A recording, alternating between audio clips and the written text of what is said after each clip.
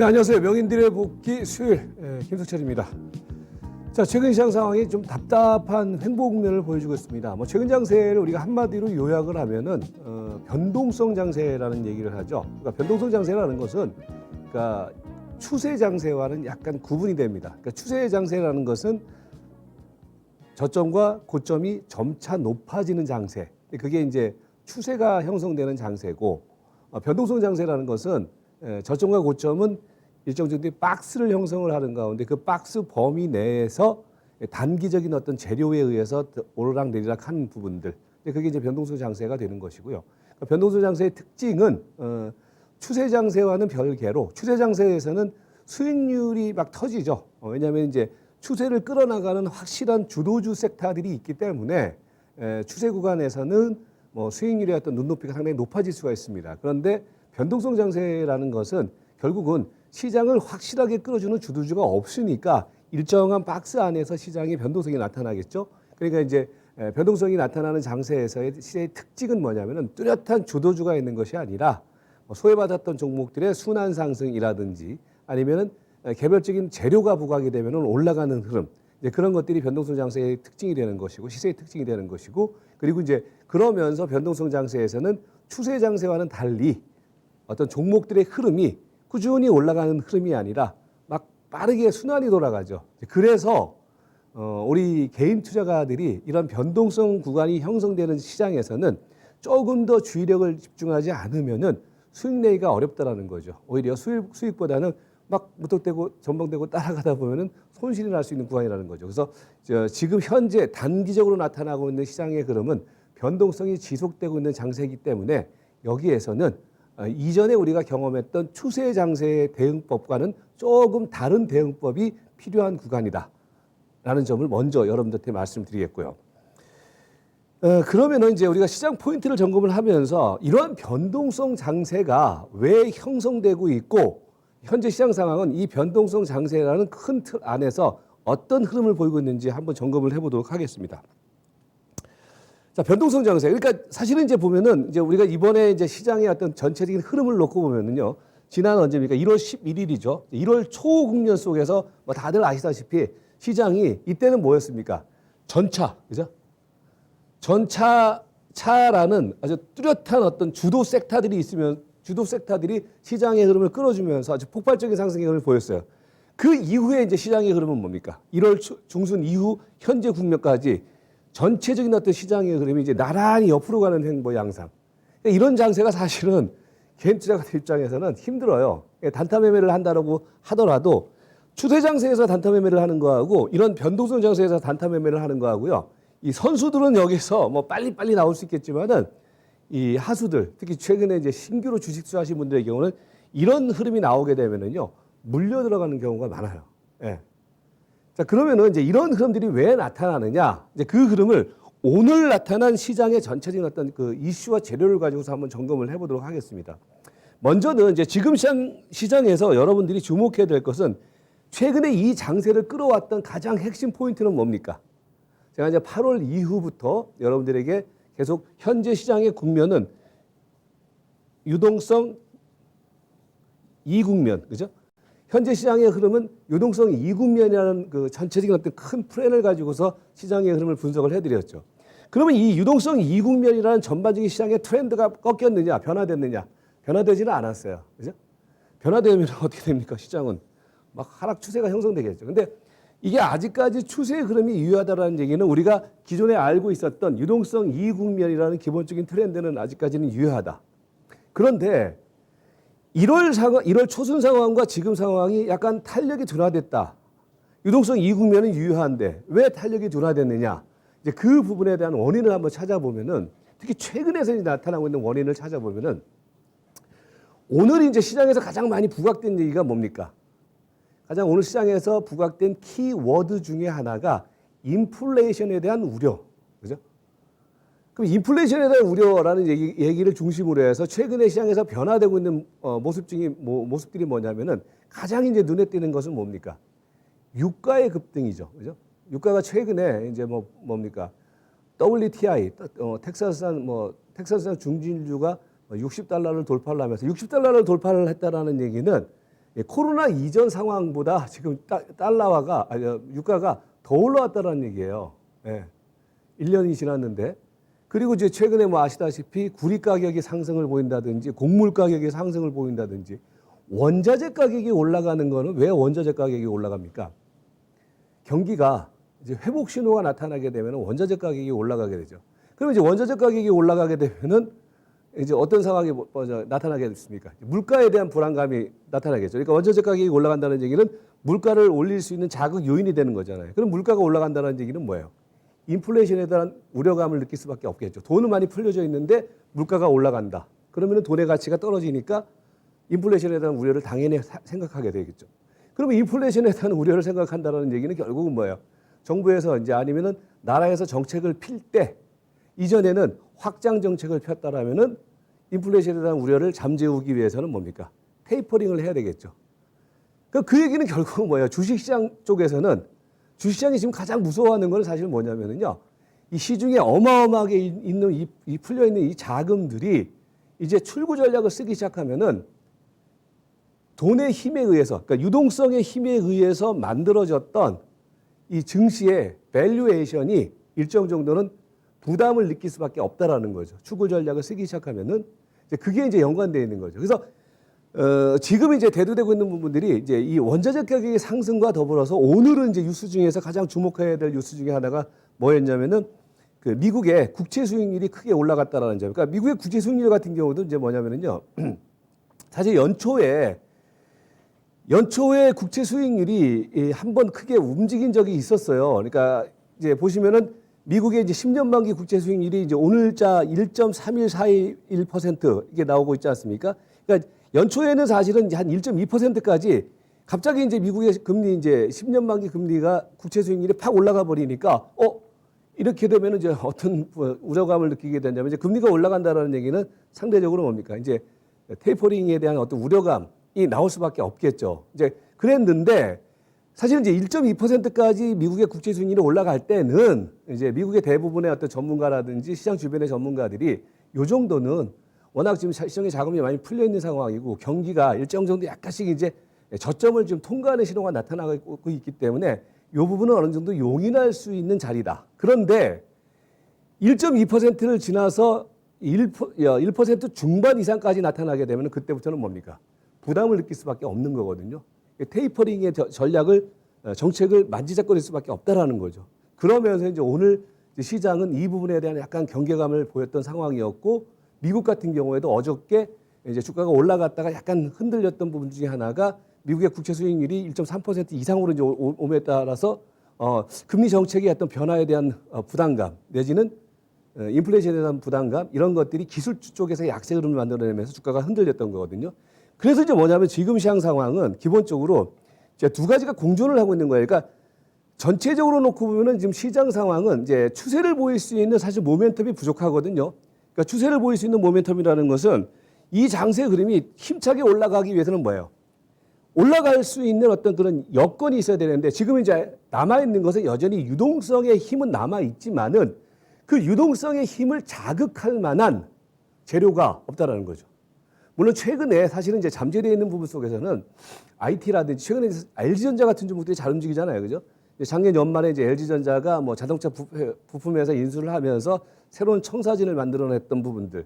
그러니까 그게 이제 결국은 최근에 이제 얘기가 계속 나오고 있는 것이 이제 스마트카라든지 이런 뭐 전체적으로 IT라든지 자동차 쪽에서 어떤 새로운 혁신 이런 부분들이 여전히 시장의 동력으로 작용할 수 있겠지만은 그 흐름이 이미 1월달 초반 국면 속에서 상당 부분 반영이 됐다라는 거예요.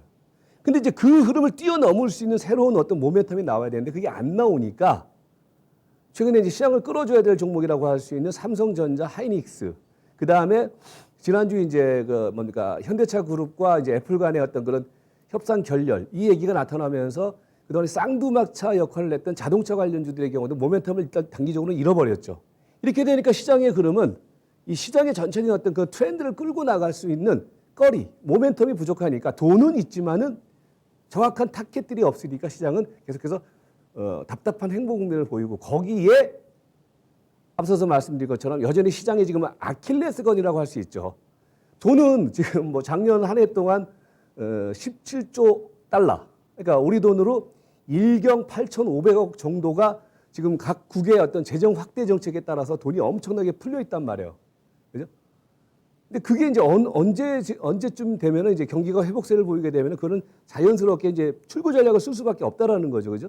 이제 그런 부담감은 항상 갖고 있는데 그 부담감을 받고 있던 차에 원자재 가격이 꿈틀거리기 시작하고 있다는 거죠. 그러니까 물가 상승 요인이라고 할 수 있는 원자재 가격이 꿈틀거리니까 시장은 이제 약간 두려움을 갖기 시작하는 거죠. 그러니까 두려움을 갖기 시작한다는 얘기는 다시 말씀드리지만은 이 얘기는 주가가 이제 하락 신호가 나왔다, 하락 국면이다라는 얘기가 아니라 최근에 시장의 트렌드를 유지를 해주고 있는 저금리와 유동성을 바탕으로 하는 시장의 흐름에 약간 스크래치가 오기 시작하고 있다는 거죠. 이렇게 되니까 이제 뭐냐면은 모멘텀이 없는 시장 흐름 속에서 약간 부담감을 느낀 시장이 계속 답답한 횡보 국면을 보이는 그런 국면이 연출되고 있는 모습이다. 그거를 이제 보면은 이제 기술적으로도 놓고 보면은요, 지난주에도 그런 말씀을 드렸지만은 지금 이제 시장 상황이 지금은 약간 쉬어가는 자리라는 개념으로 계속해서 보세요. 그러니까 전체적인 시장의 흐름은 쉬어간다라는 얘기는 지금 최근에 이제 우리가 이평선을 기준으로 한번 시장의 흐름을 보시면요, 지난주에도 잠깐 말씀드렸지만은 지금 여러분들 보세요. 이전에는 말입니다. 추세가 형성될 때는 어떤 현상이 벌어졌었냐면은 5일 이동평균선, 그 다음에 이 10일 이동평균선, 그 다음에 21선, 33일선 이게 나란히 어떤 정배열 흐름을 보이면서 갔잖아요. 그죠? 근데 지금은 뭐예요? 얘네들이 지금 근 한 3주일 동안 시장이 옆으로 횡보를 하게 되니까 이동평균선이 옆으로 가고 있죠. 그러니까 이게 이제 박스권의 흐름이 형성되는 거란 말이에요. 박스권의 흐름이라는 것은 결국은 올라가지도 못하고 떨어지지도 못하고, 그러니까 안 떨어지는 부분 속에서는 유동성의 힘이라는 부분들이 그나마 받쳐주고 있지만은 올라가는 흐름 속에서는 아까 말씀드렸던 단기 악재 요인들, 불안 요인들이 전체적으로 시장을 누르고 있고, 그 다음에 시장을 끌어줘 줄 수 있는 어떤 그런 IT 섹터라든지 이런 종목들의 경우가 1월 초 랠리 이후에 추가적인 모멘텀이 나오지 않음에 따라서 시장은 계속해서 뭡니까? 힘든 국면을 이어나가고 있다. 이렇게 되는 거죠. 그러면서 이제 시장은 뭐냐면은 딱 갇혀버리는 가운데 변동성 장세의 흐름이 연출되고 있다. 이 말씀을 왜 드리냐면은 그렇다면은 이런 시장의 구조 하에서는 여기서 떨어지면 사서 기다리자라는 관점도 잠깐 보류를 하시고, 너무 빠지는 거 아니야? 라는 관점도 잠깐 보류를 하시고, 지금은 약간 여러분들이 유연한 감각이 필요한 시장. 유연한 감각이라는 얘기는 결국은 몰빵을 해서 지금 주식을 꽉 껴안고 있는 것보다는 일정 정도의 현금을 가지고서 약간 여러분들의 운신의 폭을 넓혀서 시장을 유연하게 대응할 수 있는 내 위치를 만드는 게 중요하다는 거죠. 그러면서 이제 시장은 뭐냐면 우리가 현재 시장 상황은요, 되게 이제 하루하루 등락이라든지 이런 부분들을 예측하기가 힘든 것이 왜 그러냐면요, 예측하기 힘든다는 얘기는 시장의 지금 전체적인 트렌드가 변동성 트렌드이기 때문에 여기서는 예측을 할 필요가 없어요. 지금은 이런 시장의 구조이기 때문에 여기에서는 잠깐 우리가 좀 숨을 고르고 좀 엎드려 있자. 예. 여기서는 돈을 벌자고 달려들지 말고 지금은 약간 팔짱을 끼고서 시장의 흐름을 보자라는 건데, 왜 그러냐면은 수급적인 측면 속에서도 여러분들 제가 최근에 이제 11시에 뭐 마켓 인사이드 그 방송을 진행을 하고 있는데, 거기서도 제가 이제 방송 내내 이제 계속 체킹을 해드리는 게 뭐냐면 장중 방송이기 때문에 체킹을 해드리는 게 뭐냐면 프로그램이거든요. 이제 프로그램이라는 게 뭐냐면 여러분들 프로그램 매매의 위력은 어느 시장에서 나타나냐면요, 상승 트렌드가 형성되는 시장에서는 프로그램 매매는 별로 그렇게 수급적인 흐름 속에서 그렇게 큰 위력을 발휘하지 못해요. 그런데 이렇게 이제 박스가 형성되는 변동성 장세에서는요, 프로그램 매매의 위력이 상당히 강해요. 왜? 각 매매 주체자들이 변동성이 나타난다거나 그 박스권의 흐름이 나타나는 데 있어서는요, 공격적인 배팅을 한다거나 그렇게 못하거든요. 그런데 박스권의 흐름이 나타나는 변동성의 흐름에서는 프로그램에 의해서, 예를 들어서 이제 가장 이제 프로그램 매매를 가장 잘 활용하는 그 기관이라고 하면은 우리가 다 아시다시피 증권사, 그러니까 뭡니까 우리가 이제 그 HTS에서 보면은 금융투자라고 이제 불리죠. 금융투자 쪽에서 이 선물에서는 예를 들어서 뭐 팔고 현물에서 사고 하면서 그 차이를 이용해서 프로그램을 냈다가 뭐 프로그램을 땡겼다가 이제 이렇게 하는데, 최근에 보시면은 이제 그 흐름이 전체적인 시장의 등락을 좌우를 하는 거예요. 근데 오늘은 이제 특히 뭐냐면은 최근 한 며칠 동안, 한 이틀 동안 말입니다. 제가 이 부분은 이제 뭐 마켓 인사이트에서 계속 설명을 드렸었지만 최근 이틀 동안 사실은 프로그램 쪽에서 순매수를 보였어요. 그러니까 지난주 금요일하고 어제 그제 코스까지는 프로그램 순매수에 의해서 사실 지수는 올라갔잖아요, 그죠? 근데 이제 어제부터 다시 프로그램 매도가 나타나는 가운데 오늘을 보시면은요 전체적으로 기관 투자가들이 많이 이제 팔았다라는 부분들이 결국은 프로그램 매도를 앞세워서 기관 투자가들이 매도를 한 거예요, 오늘요 보면은. 그러면서 뭡니까? 그것도 이제 보면은 이제 선현물과 연계된 어떤 그런 차익거래 쪽이 아니라 비차익, 그러니까 바스켓을 통해서 지금 오늘 한 9,500억 정도 물량을 털어냈다라는 거죠. 물론 이거는 말입니다. 다시 기관 투자가들 특히 금융투자 쪽에서는요 팔았던 것도 다시 또 내일이나 모레 되면 하단 부분에서 다시 들어올 수는 있어요. 근데 이게 뭘 의미하냐면은 시장의 질서가 기계에 의해서 등락이 연출되고 있는 상황이기 때문에 상당히 우리 개인 투자가들 입장에서는 한 치 앞을 내다보기 힘든 장중 변동이 심한 양세가 연출되고 있다는 거예요. 그럴 때는 어떻게 해야 되느냐. 공격적인 투자를 해서는 안 된다는 거죠. 왜? 프로그램에 의해서 좌우되는 그리고 프로그램 변동성의 흐름이 이전 받아는 시장의 영향력을 강하게 끼치는 장세라는 거죠. 그런 장세에서는 여러분들 시장을 함부로 예측하거나 예측해서 매매를 하는 것은 극히 자제를 해야 된다는 거죠. 그게 지금 시장의 구조이기 때문에. 거기에 이제 뭐냐면은 지금 시장이 탄력이 둔화되고 있다는 것이 뭐냐면은요. 최근에 또 여러분들이 이제 수급적인 측면 속에서 보셔야 될 것들이 중에 하나가 이거예요. 지난주에도 제가 이제 잠깐 예탁금 회전율이라든지 이런 것들을 말씀을 드렸었는데 지금 보시면은요. 유동성 장세의 트렌드에도 불구하고 지금 시장이 약간 흔들리고 쉬고 있는데도 불구하고 이제 기본적으로는 뭐냐면은 지금 예탁금이 한 64조 원이거든요. 이번에 예탁금이 제일 많았을 때가 얼마였었냐면요. 74조 원까지 고객 예탁금이 늘어났었어요. 그런데 지금 64조, 한 10조 원이 빠져 있는 상황이란 말이에요. 그러니까 이제 유동성의 어떤 탄력적인 힘이 1월 초 이후에는 약간 지금은 둔화되고 있다는 거죠. 거기에 예탁금 회전율이 제가 지난번에 말씀드렸잖아요. 예탁금 회전율이 지금 한 40%대를 유지를 해주고 있다. 이거는 시장이 활발하게 움직이는 장세라기보다는 지금은 상당히 제한적으로 지금 시장의 어떤 시세가 움직이고 있는 장세 흐름입니다. 수급적인 측면 속에서는요. 거기에 뭡니까? 레버리지. 그러니까 융자는 계속 크게 융자는 감소세를 보이는 것이 아니라 일정한 수준의 융자 잔고를 1조 원 정도의 융자 잔고를 유지를 해주고 있다. 이거는 수급적인 측면 속에서 시장이 지금은 숨을 고르고 있는 상황이지 이게 좀 탄력적으로 움직일 수 있는 상황은 아니지 않느냐. 이걸 여러분들 지난주하고 약간 바뀐 부분들이에요. 지난주까지는 빠졌을 때는 우리가 저가 배팅을 한다고 하지만 지금은 또 뭡니까? 약간 빠진 이후에 박스권의 한 중상단 부분이기 때문에 근데 중상단 부분에서 최근에 이제 원자재 가격의 상승이라든지 국채금리의 어떤 상승이라든지 이런 경계 신호가 나오고 있기 때문에 시장은 이전보다는 조금 더 추가적인 경계감이라든지 불안감이 약간씩 올라와 있다는 거죠. 예.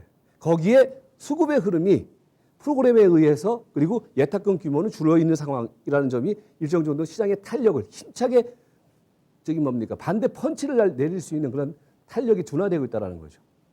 주변의 환경이. 이제 그런 흐름이 연출되고 있고 거기에 이제 뭐냐면 이런 수급 상황의 흐름과 더불어서 최근에는 뭐냐면은 그 연초의 어떤 탄력적인 시장의 흐름과 다른 것이 제가 모두에 설명드렸지만은 지금 시장 상황은 대장이 없어요. 물론 최근에 언택트 관련주들 뭐 카카오라든지 네이버라든지 NC소프트라든지 사실 이 종목들의 경우는 우리가 마켓 인사이트에서 한 2, 3주 전에 얘네들 좋다라는 어떤 측면의 어떤 전문가들 얘기를 이제 보내드렸었는데 걔네들이 끌고 나가기에는 전체적인 시장의 흐름이 뭔가 부족해요. 그죠? 걔네들만 올라가서는. 근데 지금 시장 상황은 그렇기 때문에 뭐 언택트 관련주들이 움직이고 최근에 뭐 제가 좋아했던 종목 중에 하나가 대한유와 뭐 OCI 같은 것들 얘네들이 올라가지만 이거는 순환 흐름으로 돌아가는 거거든요. 그리고 이제 뭐냐면 최근에 움직이는 종목들의 대부분이 보면은 기존의 선도주 개념의 종목들이 아니라 후발주 개념의 종목들이 최근에 이제 다시 재평가 흐름을 보이면서 올라갔다는 얘기죠. 뭐 최근에 올라갔던 종목들 쪽에서는 조선 관련주들, 뭐 현대중공업 지주라든지 이런 것들의 경우도 상당히 많이 빠진 쪽에서 한 저점에서 한 10%, 20%도 올라왔잖아요. 이게 뭐냐면은 순환이 돌아간다는 얘기거든요. 이렇게 되면은 시장이 탄력적인 흐름을 보기가 힘든다는 거죠. 그게 오늘 시장 흐름에서 나왔던 모습이다. 종목의 흐름은 이제 그러면서 이제 뭐냐면 최근에 이제 종목들의 흐름은 그래요. 뭐냐면 앞에서도 이제 설명을 드렸지만은 전체적인 이제 시장의 흐름이 기존의 어떤 전통적인 주도주, 그러니까 뭐 전차군단이라든지 이렇게 주도주 개념의 종목들이 움직이는 것이 아니라 그동안에 쉬었던 종목들이라든지 개별적인 어떤 그 재료들이 있는 종목들, 그런 종목들이 전반적인 시장의 흐름을 끌어주고 있는데 그 중에 이제 아무래도 최근에 이제 가장 이제 뭐 탄력적인 흐름을 보이는 종목들이라고 하면 이 세 종목들이죠. 네이버, 그죠? 이제 추세를 보인단 말이에요. 근데 얘네들의 경우도 여러분들 가만히 생각해 보시면은요, 사실은 네이버가 본격적으로 움직인 데가 12월 말 부분이에요. 그러니까 지금 약간 단기적으로 시장을 끌어주고 있는 종목들이 바뀌었어요. 연초까지는 전차 군단들이었는데 그때는 얘네들이 쉬었단 말이에요. 근데 얘네들이 이제 전차 군단들이 쉬니까 얘네들이 이제 튀기 시작하는 거거든요. 그 이제 가장 첫 번째 종목이 네이버가 12월 말부터 이제 움직이는 모습이 나타나고, 그 다음에 이제 카카오 같은 경우도 사실은 그동안에 뭡니까? 12월 말까지 얘도 사실은 별로 못 올라갔단 말이에요. 그랬다가 최근에 움직임이 나타나고, NC소프트도 마찬가지고. 이게 결국은 뭐냐면 지금은 시장이 기존의 전통적인 어떤 탄력적인 어떤 주도주 섹터의 종목들이 아니라 쉬었던 종목들이 약간 뭡니까? 후발주 랠리를 펼치고 있는 국면이다. 거기에 이제 뭡니까? 뭐 최근에 또 이제 대한유화라든지 앞에서 말씀드렸던 것처럼 OCI라든지 지난주에 다 말씀드렸던 종목들이잖아요. 대한유화, OCI, 한국 타이어 앤 테크놀로지, 그 다음에 이제 유가 상승과 더불어서 SOE를 주목을 해라. 그 네 종목이 전체적으로 뭡니까? 올라가는데 얘네들의 경우도 뭐냐면 이제 새로운 핵심주인데 이런 종목들이 이전처럼 어떤 섹터를 형성하면서 올라가는 것이 아니라 선택적 상승의 흐름이 나타나고 있다. 그래서 대한유화, OCI, 그다음에 한국 타이어, 그다음에 SOE 같은 종목들, 이런 종목들이 여전히 주목해야 될 종목이라는 거예요. 그리고 이제 뭐냐면은 단기 이제 소외된 섹터는 여러분들 뭐냐면요, 지금 여러분들이 보실 때 가장 지금 안 올라온 섹터 두 섹터가 어딘지 아세요? 이 섹터가 말입니다. 철강하고 금융이에요. 그러니까 이제 최근에 보시면은 뭐 풍산 같은 종목들의 경우에는 개별적인 재료가 있었지만은 풍산이라든지 동국제강이라든지 현대제철, 오늘 같은 경우는요, 현대제철. 그 다음에 이제 오늘은 미국의 이제 국채 수익률 상승에 따라서 이제 보험주라든지 그 다음에 하나금융지주 같은 종목들. 그러니까 이게 전부 다 여기에 있는 종목들이에요. 상대적으로 이제 밸류에이션이 좀 저평가되는 종목들이거든요. 그런 종목들이 오늘은 이제 상대적으로 올라갔던 모습이었고. 그리고 이제 뭐냐면 최근에 소부장 쪽에서는 여전히, 그러니까 최근에 특히 각광받고 있는 종목들, 섹터가 OLED 관련주들이죠. OLED 관련주 쪽에서는 오늘 뭐 FNS 테크라든지 그 다음에 한미반도체, 한솔케미칼, 그 다음에 뭡니까 HB 테크놀로지, 이런 종목들이 이제 개별적인 어떤 순환 상승의 흐름을 보였던 상황이었고, 그 다음에 이제 최근에 이제 비트코인과 관련돼서 이제 오늘 이제 다날과 관련된 핀테크 관련주들의 흐름이 상대적으로 다날, 뭐 갤럭시아 머니터리라든지 아니면 한국정보인증. 근데 얘네들은 아까 제가 뭐 장중에도 그런 말씀을 드렸지만은 단기 재료가 나와서 올라가는 종목들은 따라가지는 마세요. 이게 과거에 나타났던 제약바이오의 흐름하고는 분명히 달라요, 의미가. 그러니까 선별적인 순환 흐름이라는 거거든요. 이제 그런 흐름이 오늘 좀 나타났던 상황이었다. 결국 중요한 것은 지금은 뭐냐면은 주도주 랠리가 아니라, 그동안에 좀 작년 12월, 그 다음에 12월 말 1월 달까지 쉬었던 애들이 후발주 랠리를 펼치는 국면이기 때문에 대형주를 보시더라도 좀 그런 종목들 쪽으로 좀 집중하는 감각이 필요하다. 이렇게 보시면 될 것 같고요. 자, 그러면 이제 전체적인 투자 전략은 그럼 뭐 해야 되냐? 오늘은 지난주에 이어서 약간 전반적인 투자 전략의 큰 포인트는 약간 달라집니다. 뭐가 달라지냐면은 지금은 유동성 랠리가 지금 시장의 전체적인 흐름을 유지를 해주고 있는 유동성 랠리를 약간 의심하게 하는 단기적인 어떤 변화 흐름이 나타나기 시작하고 있다. 이게 이제 뭐 변화를 시킨다는 얘기가 아니라 경계 신호가 나타나고 있다는 얘기죠. 국채 수익률이라든지 원자재 가격의 상승, 금리에 대한 불안감, 인플레이션에 대한 불안감.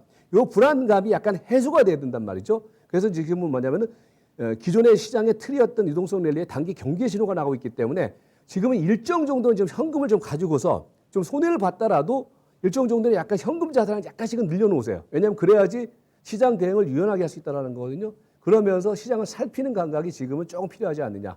너무 공격적인 대응보다는. 다만 조금 압축해서 생각을 해보면은 단기 변동성은 지속이 되지만은 그렇다고 해서 뭐 전체적으로 주식을 다 팔고 뭐 저렇게 하자는 얘기는 아니고요. 한 40% 정도는 현금을 만들어 놓고 60% 범위 안에서 핵심주, 특히 후발 핵심주 중심의 대응 전략을 이어나가자. 그러면서 이제 큰 틀에서는 앞에서 말씀드린 것처럼 뭐니까 최근에 이제 저점에서 움직이고 있는 어떤 철강이라든지 아니면 금융 이런 것들도 여러분께서 조금 부분적인 어떤 관심을 좀 가질 필요가 있어 보이고, 그 다음에 그 핵심 업종, 그러니까 제가 이제 후발주로 말씀드렸던 후발주 신핵심주 랠리라고 말씀드렸던 화학이라든지 이런 종목들의 경우에도 눌림목 국면 속에서는 얘네들의 경우는 계속해서 뭡니까? 타켓 대응은 필요하다. 이렇게 말씀드리겠고요. 그다음에 이제 지금은 전반적으로 보면은 시장이 시세 탄력이 분명히 제한된 자리예요. 그러니까 이전에 여러분들 1월 초순까지 나타났던 랠리 구간이 아니라 지금 쉬어가는 구간이기 때문에 거기에서 여러분들이 괜히 헛힘을 쓸 필요가 없다. 그래서 지금은 약간 여러분들께서 단기 수익률을 약간 짧게 잡으시고 방망이를 짧게 잡으시고 지금은 조금 시장의 주변 흐름 그리고 최근에 불거져 나가고 있는 약간 경계 신호를 조금 잦아드는 시점까지는 여기에서는 수익률을 극대화시키는 전략보다는 약간 현금을 지키는 전략으로 대응하는 게 중요하다. 다만 그렇다고 해서 시장이 끝난 게 아니기 때문에 여전히 핵심주에 대한 어떤 저점 매수의 관점은 유지를 하면서 좀 유연한 시장 대응을 해나가자. 이렇게 정리를 하시면서 시장 대응을 해나가시면 되겠습니다.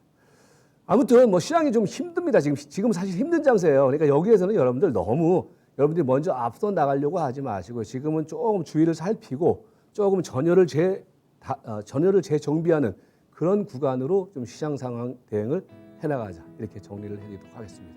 네, 저는 오늘 여기까지입니다. 다음 주 수요일 날 찾아뵙도록 하겠습니다. 고맙습니다.